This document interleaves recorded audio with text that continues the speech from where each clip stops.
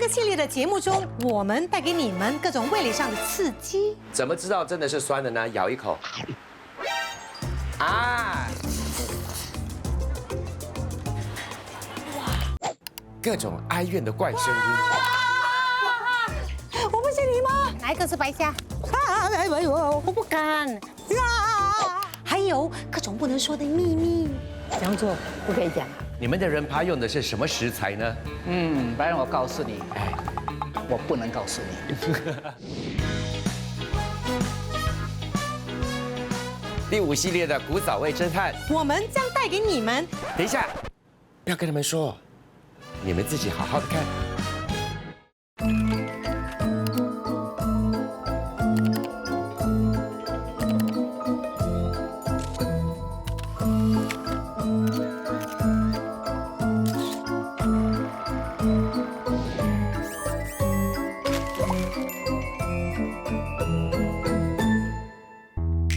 第5系列的第1集，我们欢迎大家来到这间非常特别的酒吧。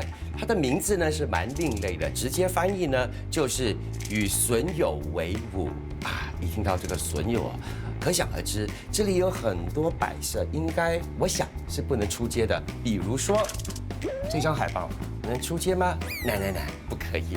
还有这个 coaster mosaic 也不可以。另外一个呢，我觉得呢算是一个重头戏了。为什么呢？这个海报能出街吗 ？mosaic 当然不可以。不过那边的2位小男生呢，我相信应该可以出街。仔细打量了一下呢，你一看就知道是 good boy。而站在你身旁呢，我就感觉到我真的是 in bad company， 所以你应该就是 chef team。没错，我就是 chef team。Brian，你要喝一杯吗？3杯了。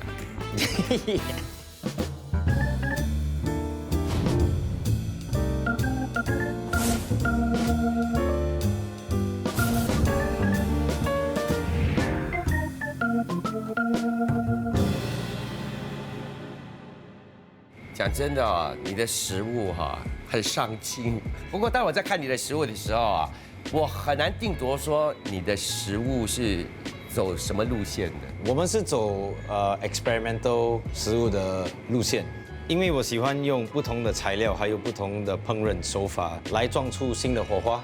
原来如此，好，就给我大略的介绍一下你的菜肴。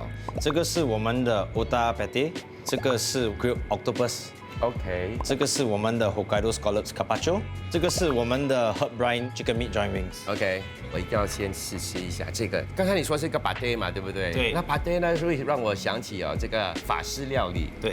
不过这个呢，有一种羊肉味道在那边。这个 Otak 的 rempah 底是我阿嬷的 recipe。这个好吃。通常你去到一个酒吧喝酒，食物只是让你填饱肚子，不要喝醉酒。对，所以你的理念就是你要把这个 bar food 给提升到另外一个境界。好，这样这个也算是重口味的嘛，对不对？这个辣椒是我阿嬷教我怎么做的，这个是 chili chuka。带点酸酸的。那个辣直接在你的口腔那边呢，就跟你开始打战了。其实我跟你说啊，当我吃了你的这几道菜之后呢，我就发觉到，其实你蛮有心思的。谢谢。呀，你做东西也蛮细腻，就好像你梳的头发也是一样，那个把定是准直直的，所以做的那个美食啊，味道啊，还有摆设呢，都恰到好处。所以我觉得你可以做我们这第1集的这个 chef， 因为我们这一集呢要还原的呢就是广式点心。你上个系列不是做了 dim sum？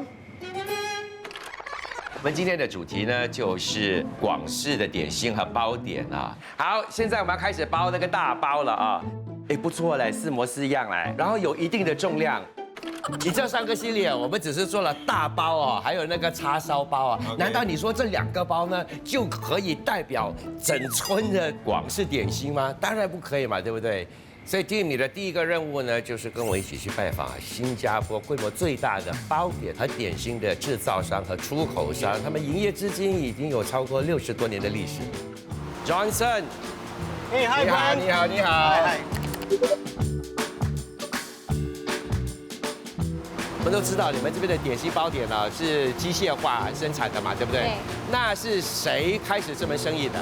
其实，在1961年开始的。我父亲之前是一个猪肉贩，他把猪肉交给一个做包点的朋友，然后就合伙搞了一个小档口，从那时候开始。OK，那你父亲一开始就知道怎么做包点和点心吗？爸刚开始呢，他是边学边做边卖，做的种类也不多，一些包子就有大包、小包、叉烧包，饭类就有糯米鸡跟饭菜。到了大概70年代，为了扩充生意，我们就搬进了小型工厂，也在那时候就开始批发售卖。80年代初呢，他觉得说点心师傅越来越难请了，就到日本引进了一台全自动的烧麦机。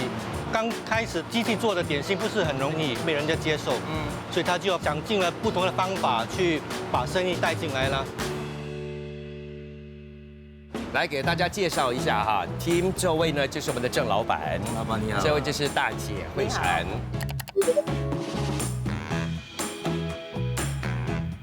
单单只是看这桌面上的这些包点跟点心啦，包点不用说，因为我上个系列我已经做过包点了，所以要以这个点心来说，我想知道啊，古早味的糯米鸡呢，跟现在的糯米鸡啊有什么不同吗？60年代的时候，我们就用整这个鸡。砍有那个脚跟头，那个鸡整这都有鸡皮的，带骨的，对，带骨的。古仔味就是掺一点猪肉，2块鸡肉，1块猪肉。香菇有吗？香菇没有，以前是没有。所以那时候的糯米鸡就是只有鸡肉、猪肉还有糯米而已啊。以前的没有什么东西的。OK， 那个鸡砍成块了之后哈，是有腌制的，对不对？有腌制。用什么来腌的？蚝油啊、麻油啊、胡椒粉啊，还有糖啦，还有味精啦。是，那个年代都会用味精的啊。那个少了味精就没有味道了，那时候。是。以前买到的糯米不能说是纯糯米，里头都有掺一些白米的啦。100粒啊，看不到几粒这样来算嘛。这样你们会不会说用心良苦的把糯米跟那个白米哦给分开来？不会了哈，都是米嘛。是 OK， 这样这个糯米啊，它的处理方法就是浸泡了1个晚上之后，那要怎么去蒸熟呢？那个时候用一个竹筛 ，OK， 一个白布。是，要洗了才放在那边蒸 ，OK 啊，蒸熟了之后呢？后来还再洗多一次，不会黏的这样。OK 啊，它就没那么黏。对，以前我们是用手工做的嘛，有洗过呢，你就比较容易来捞。还需要加任何的调味吗？它是有掺一点猪油下去了啊，所以是早年是会有的，对不对？因为早年的人喜欢吃那些重口味的嘛。是呀。以前是用一碟一碟的搪瓷碗，搪瓷碗呀，搪瓷碗就是那种像黄色，然后滚边是青色的那种。那个古仔味就是用这个。为什么我们现在没有用搪瓷碗？是不是因为很容易搪瓷生锈吗？碗就洗了乱丢，那个陶瓷碗就会好像裂，它外面的那个 enamel。它就会脱落，对，脱落了之后就会生锈吗？对，这不可以，卫生部也是不可以，不准那个时候的。所以那个是古早味的老麦干嘛？那你们现在工厂做的老麦干哈，是怎么样的呢？从80年代开始，我们就用无皮无骨的鸡腿肉来做。那么现在的糯米鸡，我们有掺杂一些香菇啦、栗子啦自家的配料。最重要呢，就是现在我们没有下味精。我在网上啊，就看到很多人就说，其实现在啊，有一些点心啊，感觉上好像是失传了，要吃也吃不到。比如说，他们有提到一个叫做鸡炸的，还有另外一个就是酿麦。酿麦到底是什么来的？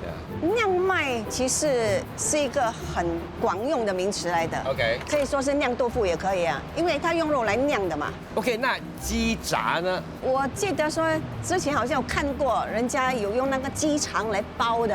要不然我看我们可以多了解一下糯米鸡、酿麦还有鸡炸，好吗？那么多样啊！对。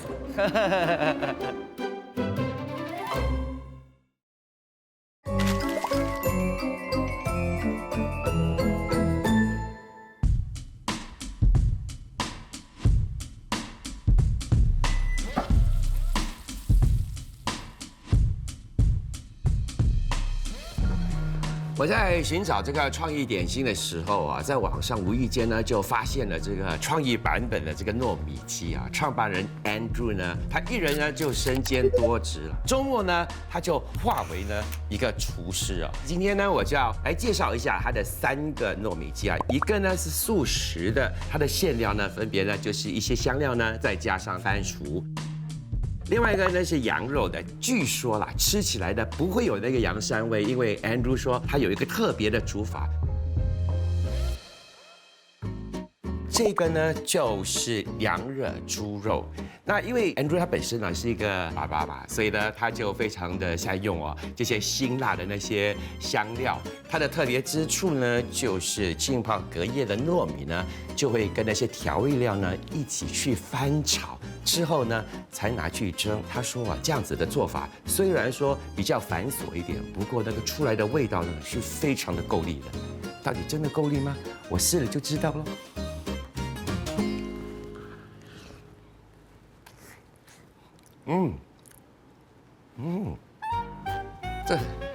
它完全颠覆了我对糯米鸡的那个印象，因为它的那个3层肉啊。越吃越好吃，越吃越有味道。因为你在咀嚼的时候，那些香料啊，就从左边、右边、上面、下边一直慢慢的渗透过来。有那个kumin啊、格兰高，还有阿桑，因为它有一个酸度在那边呢。还有那个辣，喜欢重口味的人，喜欢刺激的人，我觉得这个呢就会非常适合。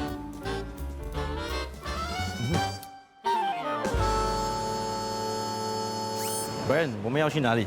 那要了解这个广东点心的古早味呢，我们就必须知道早期新加坡的饮茶文化。所以今天呢，我就约了一位本地的文史工作者，他对这方面呢很有认识。国亮老师你好，陆江你好。你应该知道我们今天要谈的东西吧，对不对？是。所以老师，本地人啊上这个茶楼或者是酒楼啊，饮茶的这个文化啊，是什么年代兴起的？大概在1870、1880年代，那时候已经开始了。以前那些酒楼很多都消失了。到了2战前呢，新加坡就有所谓的8大酒楼，在大坡牛车水一带呢，就有蓝天酒楼、天一锦、新纪元。还有大东海记，在小坡就有皇后跟大兴，新世界呢就有大东，那么大世界呢就有钻石酒楼。告诉你一个秘密哈，这是2战之后，我爸爸就是在大世界的钻石酒楼摆喜酒了。这是你爸爸？对，这是我爸爸。哎呀呀，这些酒楼平时早上就是大家就来这里喝茶啊、聊天啊、吃点心啊。然后到下午过后呢，他就做煮炒生意了。晚上呢还会摆喜宴。这种茶居酒楼呢，就是从广州那个地方带到新加坡来，就兴起了一股这种饮茶文化啊。OK， 所以那时候啊，那个茶楼整个场景啊，是怎么样的？如果大家今天还有去香港的那些传统茶楼的话，就是那样的情形了。没有自己一张桌子这么方便了，就要搭台，那些服务生啊，就拿这个大蒸笼，就喊燒賣蝦餃叉燒包。有些呢你不叫，他也把那些点心就塞在你桌子上。一笼燒賣這樣子有4粒燒賣，你也不用把4粒都吃到完啊，可以的，你可以吃3粒，留下1粒。當他跟你收賬的時候，就扣掉那1粒的錢。現在我要這樣做了。現在沒有這回事，哪裡可以？以前當然可以，不過現在當然衛生要求也不一樣了嘛。對，所以以前我們吃的可能是別人吃剩的。那早期啊，是不是那些經濟能力比較好的人呢，就可以上那些酒樓飲茶，然後經濟方面不是很好的人呢，就是在路邊攤呢買些點心這一類的。我倒覺得不完全是這樣子。當然有一些比較高檔的酒樓就比較貴啦。那麼其他的酒樓，好像大東這些是比較平民化的。當然，如果上到那些有旅店的那些大酒樓啊，天一錦、皇后、藍天那種，那價錢就更加高，分量也比較小一點，比較精緻，對的，味道也比較好。哦，沒吃過。不然這樣吧，我介紹你去找一找前大东酒楼的少东，还有曾经在大东酒楼工作过的红星酒家的大老板。Paul， 哎，你好。我们知道啊，这个红星酒家是创办于1974年吧，对不对？对。那创办人呢，也就是新加坡中餐厨界的4大天王，他们分别就是你的父亲显良师傅，他的师弟许国威师傅，还有已故的谭瑞佳师傅和刘玉培师傅。对，没错。对啊，对，做得很好嘞。他背了3天3夜，他很 stress 嘞。我跟你讲，所以我们今天是诚意满满。我相信你今天也为我们安排了跟他们见面，是吗？对，没错。你看过去那边，坐在左边的那位就是我父亲，他今年是97岁了。他14岁就开始工作。OK。那他第一份工作是在大东酒楼，那时候是做学徒。那坐在中间那位呢是许国威师傅。那他今年85岁。那他跟我爸爸的关系呢是4兄弟。他第一份工作呢是在永春园。永春园我知道是一个老字号的中餐馆。对。那第3位呢？是梁少奎先生。他今年是92岁，他是大东酒楼的少主。大东酒楼呢是他爸爸在1928年创办的。那今天呢，坦白说，感觉到非常的荣幸啊。这个古早味噌它有5个系列，对不对？访问的嘉宾很多个，不过我想今天的啊，应该是最年长、最资深的。今天我们要好好的问。OK， 这个是历史性的一刻。我准备好了，我们先过去了哈。好，wish me good luck 啊。good luck。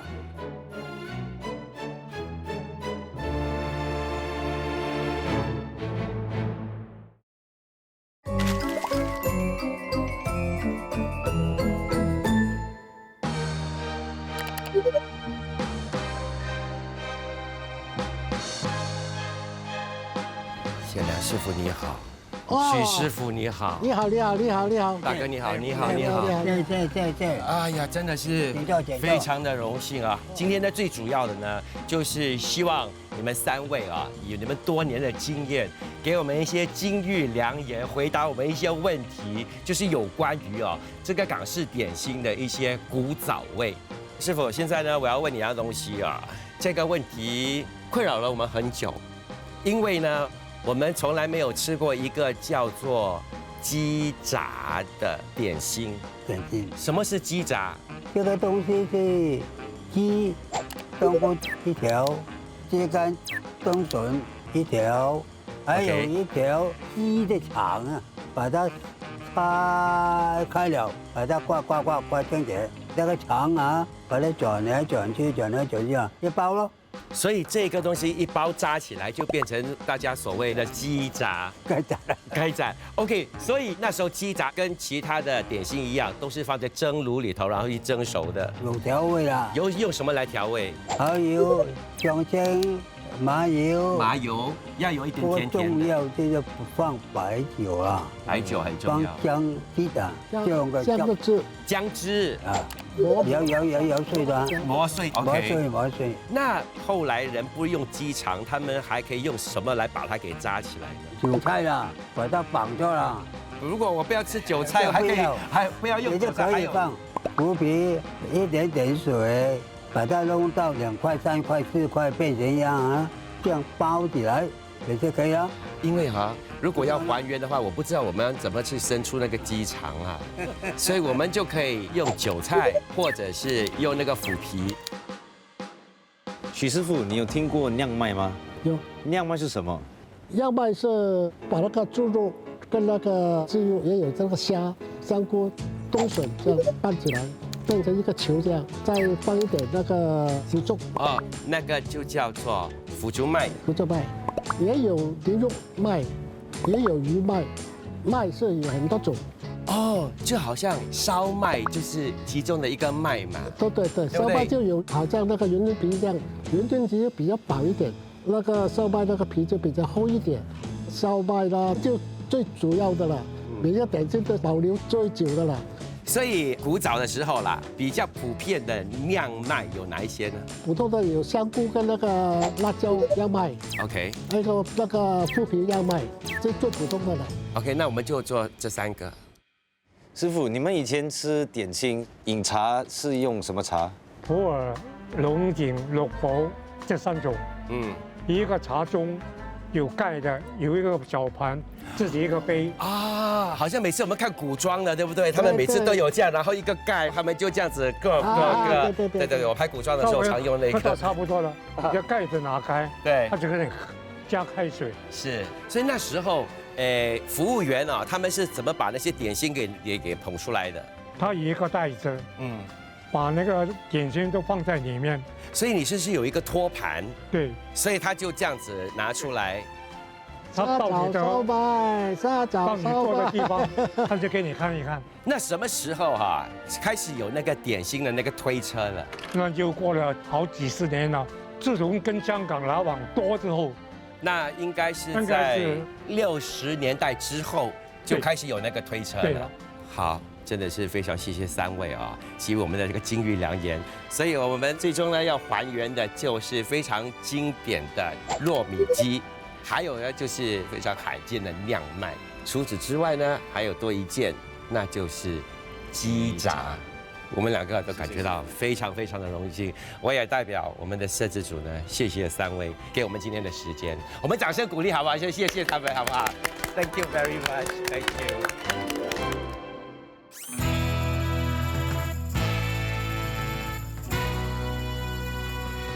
说到这喝茶吃点心啊，怎么少得了啊？香港这座城市呢，想要了解点心的古早滋味呢，一定要去到香港传统的茶楼呢去走一趟。这一次呢，我终于盼到了古早味侦探出城啊，来到香港这里呢，寻找点心的古早味。我现在所在的这间茶楼呢，它可说是非常有来头，就是这间了。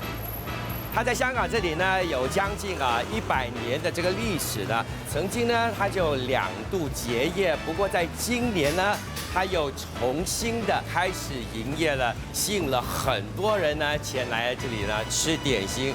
我就来感受一下。第一个吸引我的目光呢，就是这个牌子，上面就写着这个花马。这个花马呢，就是一种传统的技术的一个系统啊。放眼望过去，先往那个地上看吧，因为呢，在我前方就看到啊，地上有这个热水壶，然后呢，就是这个推车了。我对这个推车呢非常有印象，他们一边推一边叫卖。我还记得很多年前呢，当我来这里吃的时候呢，要跟人家抢的。手上呢，你就拿着那张纸，然后来到这边呢，就开始要你自己该要的东西。虽然说我现在呢很想呢自己拿一些点心了，不过呢，我看老板应该是坐在那边等我了，我还是马上过去吧。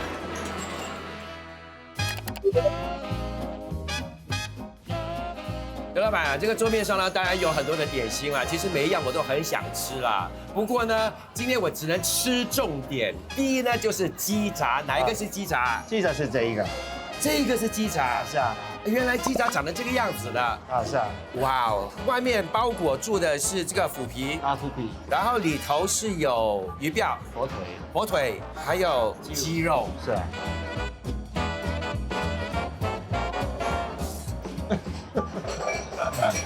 简简单单的一道菜，不过呢，那个食材本身的那个味道呢，都表露无遗。对对。那在香港的这个茶楼啊，吃鸡杂是不是很普遍啊？是很普遍的，但是不是每一家都一样的。它有可能食材不一样，不过一定会有鸡嘛，对不对？啊，对，因为是鸡杂嘛。鸡杂是啊。OK， 很好。另外一个呢，我要知道的就是酿麦。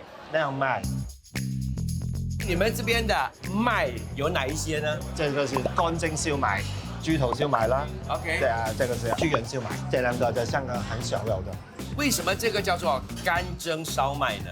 啊，因为呢，这个烧麦呢是干蒸的，那其他的你看呢有些汁啊。OK。因为它蒸出来呢，下面没有汁啊，所以它蒸出来的时候就是每一颗都是干干的，所以叫做干蒸，所以是一种烹饪的一种手法来的。是。现在呢，我就要试试啊，这个猪肝烧麦了。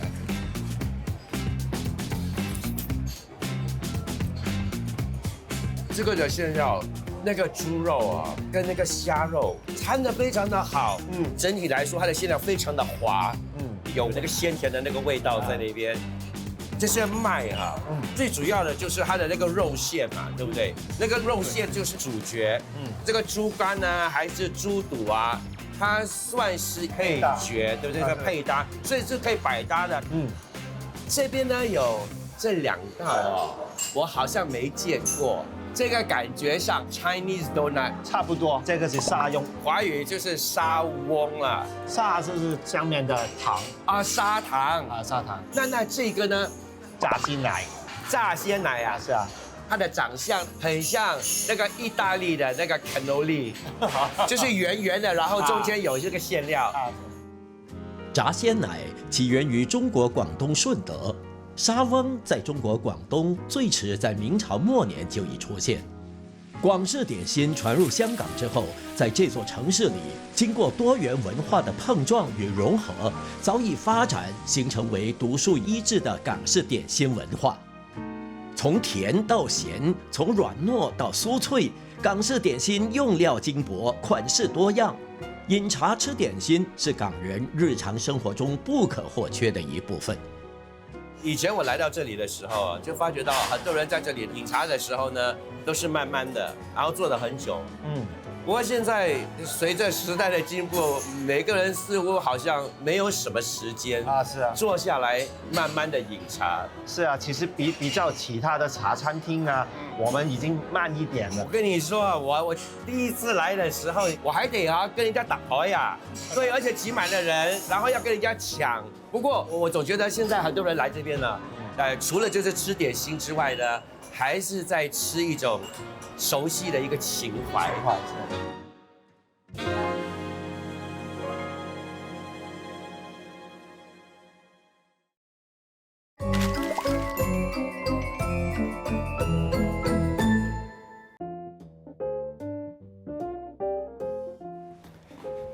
李老板，哎 ，Brian， 你好，好久不见。听说你今天为我准备了一道跟这个糯米鸡有关的菜，让我放眼望过去哈，难道就是这一套吗？是的。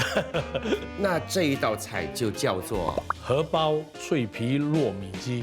这道菜呢是当时广东省和潮州地区的富家人的手工菜。那个糯米本身里头有哪一些调味哪一些材料呢？糯米我们放了整只的虾米，然后蒜、圆锥头、冬菇、栗子，再跟糯米炒香它。原来如此，所以那个糯米是塞在那个鸡里头。这只鸡呢要拿一只小刀把那个骨头拆出来。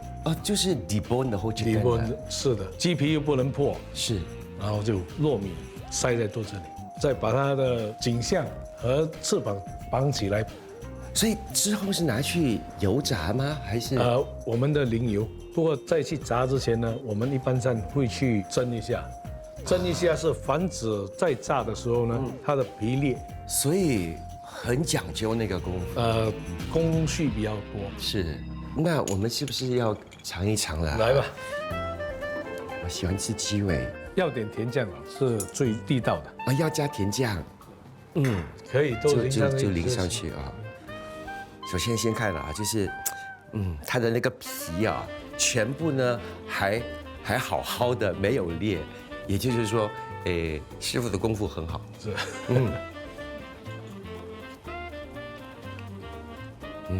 当我在吃的时候，就有那个油炸鸡皮的那个香气，是那个油在那边，然后那个糯米的那个甜、那个香，每一口都是会让你觉得非常非常满足。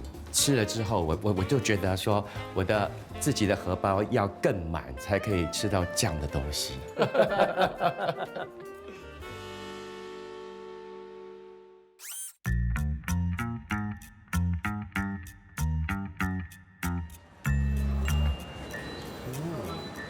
bro， 这个地方old school。bro， 我们要的就是古早味嘛，对不对？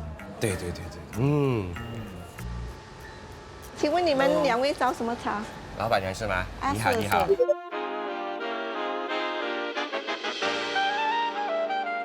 你的这个茶庄感觉上历史悠久哦。请问是创立于哪一年的？我们这个广珍茶庄创立1935年啦，就是我的先生的爷爷创立的。他是哪里来的？他是从中国广东来到新加坡了。石老板娘当年的顾客群啊，是有哪一些呢？当时的顾客群都是一些酒楼啦、茶楼啦，还有一些杂货店啊，早期都有卖我们的茶。酒楼、茶楼有没有哪一些是我们比较熟悉的？大东酒楼啦，就是靠近我们的。大东我们就听了好几次了哈，这一次。所以那时候你们也算是一个批发商来的嘛，对不对？是的。那现在呢？现在我们一般上只是做熟客罢了。那我知道啊，一般人啊去就是吃点心的时候啊，都会喝这个中国茶嘛，对不对？那通常会喝什么样的茶呢？普洱或者是六堡都可以。OK， 都是属于比较老的。那老板娘，一般的酒楼通常用的茶叶是哪一个年份的？酒楼一般上会差不多10年到15年之间啦。所以不会用到那种30年的啦。不会，因为那个太难找了。我记得我小时候去这种茶楼哈，去吃那个点心的时候，就发觉到啊，有些老一辈的人哈，都会自己带着他们的茶叶去那边啊。以前的人都是喝了那些收藏了30多年的普洱茶，因为这些会比较顺滑，也有很浓的药腥味啦。这样它泡出来的也比较浓，比较深啊，像那个深的咖啡色。哦 ，OK。那我知道以前啊，饮茶的时候呢，他们都会用这个锅杯的哈，叫做盖碗。对对对，这个盖碗泡茶的方法哈是怎么样的？盖碗的方法就是把全部的碗用那个烧的滚水冲了一片，放那个茶叶进去，然后倒出那个第一片的水，然后加第2片的烧水，给它焖做一个5分钟才倒出来。哇，那个颜色真的是好像咖啡。对。这个是30年的茶叶，一点都不会苦，而且好像你刚才所说的，它有一种药材的那个味道在那边。现在觉得啊，那个甘甜来了。你所谓的那个顺口，我现在明白，因为有时候我们在喝一些茶叶的时候，你就发觉到哈，它有一种涩涩的感觉，就是所谓的涩涩啊。不过这个就不会。吃了点心喝这样的茶呢，它的确就会有那个解油的那个功能。对。那我们要还原那个古早味的广东点心呢，就要用这个茶叶，给我们3公斤，谢谢。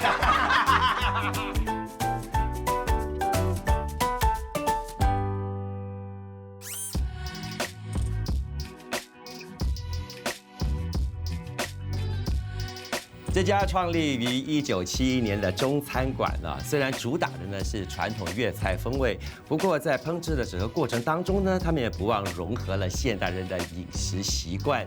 毕竟我们现在是在手机先吃的年代，所以他们的广东点心的卖相当然有所不同，真的非常的精致。哎，你好 ，Hello Eric， 你好。哇，这是什么来的？这是我们的甘笋咸水饺。啊，它看起来像萝卜啊。对，什么是甘笋啊？甘笋是萝卜的一种。咸水饺在广州跟香港的点心是非常著名的。然后我们 Chef Daniel 就把它改成了一个甘笋的形状。希望吸引更多的客人来点这道菜。很精致。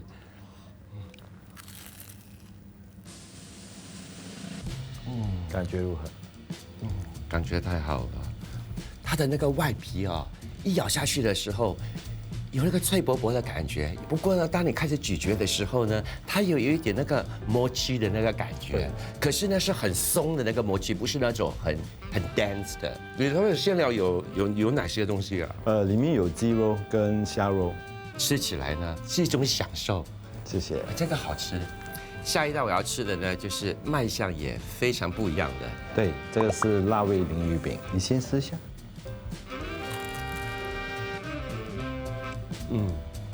Again， 外面是脆脆的，咬下去的时候呢，我原本是以为会有非常浓郁的那个辣味的那个香气，不过它是有那个淡淡辣味的那个味道在里边，吃起来我觉得非常的顺口。其实里面还有加了陈皮，所以体现整个鲮鱼的味道。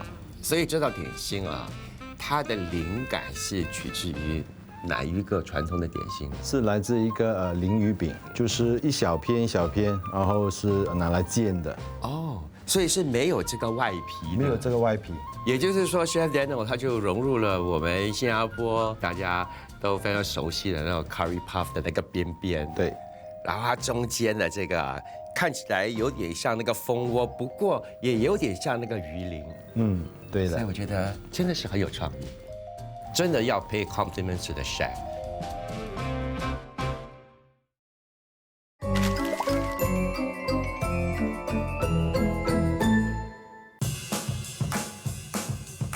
我觉得今天啊，因为有可能是我们的第1集的关系，我们的制作组他们就非常的用心了，找了这个非常特别的一个地点啊，就有那种茶楼的那种感觉啊。墙上的这个作品呢是仿那个大东酒楼呢，以前呢他们都会有那个餐牌呢，就是写在这些纸上面啊，然后人家就看着这里这样子点了。好，所以今天我们要还原的呢就是3道非常传统的这个广东点心。那第1道呢就是糯米雞，糯米鸡，对。另外2道呢就比较罕见，对，一个就是雞雜，還有釀麥。釀麥 ，OK， 那我们第1样要做的是什么？我们要做糯米雞先，所以第1样东西我们需要去蒸那个糯米嘛，对不对？对。所以我们来看一下哈，这个蒸炉老板所说一定要有的就是那个竹筛，对，还有那一块布 ，OK， 要把它放在这边，然后呢把米倒进去。因为老板说以前的糯米雞有掺了一點白米，所以昨晚我浸泡了糯米，裡面有一點白米。OK， 然后有没有说要蒸多久啊？差不多15到20分鐘。OK， 所以在这个砧板上面哈，我们就看到了这只鸡啦。对，老板说以前的糯米雞是用整只雞，不要有頭，所以我們把頭斬掉。雞腳也是沒有用到，可以嗎？可以。所以那个鸡本身呢，就是切成了一个肉块，大致上这样子。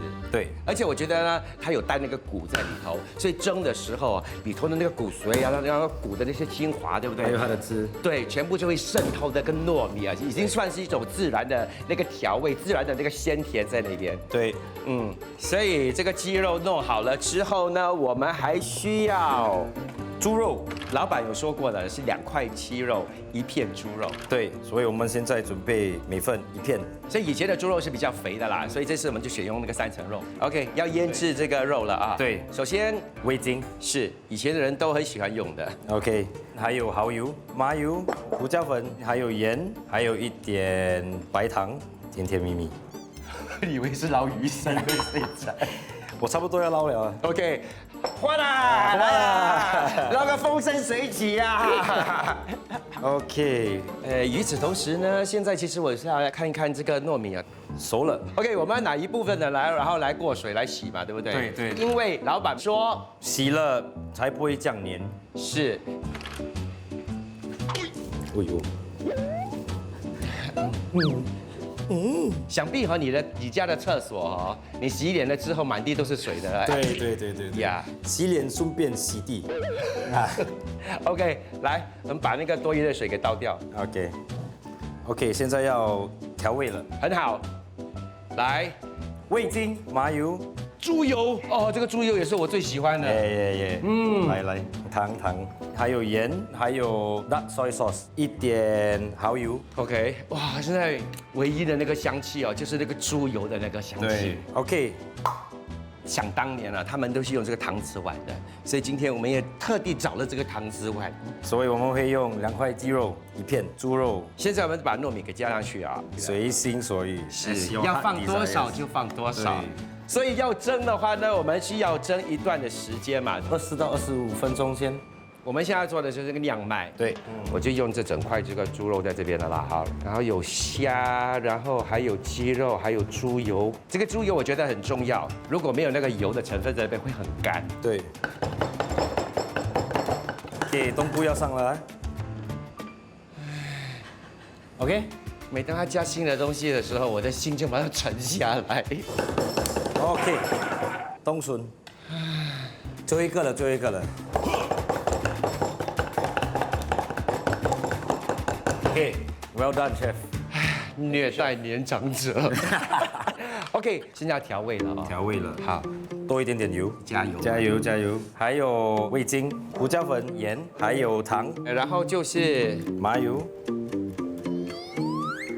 搅拌均匀，所以现在我先做的就是那个腐皮酿麦哈，他们以前就是这样子，然后你要做个肉球，哎，对不对？跟它表一下啊，跟它放在这里 ，OK， 然后香菇酿麦也是一个肉球吧，然后才再跟它塞下去比较好。之后呢，你就要跟它2合为一，呀，哒哒，哇 ，not bad not bad。现在要酿的就是辣椒的了，这个辣椒的呢，就跟它这样子。做成一条东西了之后呢，再跟它塞进去。哇，你看这个是头脑嘞。还有这边都没有放到肉，这边都没有放到肉。如果你要塞到这样满的话，你的本钱要多少了？是给我们吃的吗？是，要塞多一点。是塞到它满到不行，对不对？对。所以现在这个就是我们的辣椒酿麦。你看，哇哦 ，well done。OK。这3个酿麦我们都已经做成了，然后我们要放进去里面蒸多长的时间呢？20分钟。我们现在要准备的就是我们的下一道，也就是我们的鸡杂。对，我要先准备鸡胸还有鸡肝，要切成好像筷子一样的细。它这样细呀？老板是这样讲的。OK。现在我们要调味了。我们有姜汁、蚝油、麻油。然后再加上糖，对。然后师傅有强调就是要放这个白米酒的，因为鸡肝有一定的那个腥味在那边了，跟着搅拌均匀，不要太用力，因为鸡肝很软。接下来我们要切我们的冬菇，还有冬笋，同样的也是要切成细长的。对。OK， 这个韭菜，他没有讲要用几条用1条先吧。先来冬笋，然后这个冬菇，然后鸡胸，对，还有鸡肝，然后绑起来，绑紧一点，不要太松哦，要紧哦。可以。哇，美，要蒸多久啊？15分钟吧。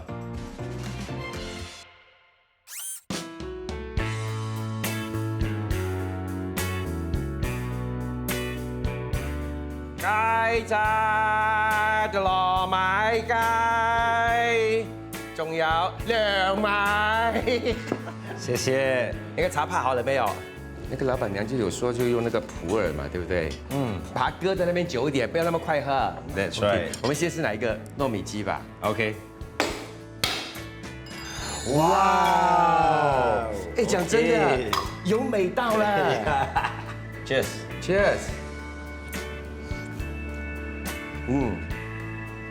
好吃。我知道那个猪油的香气了，跟猪肉配在一起真的好吃。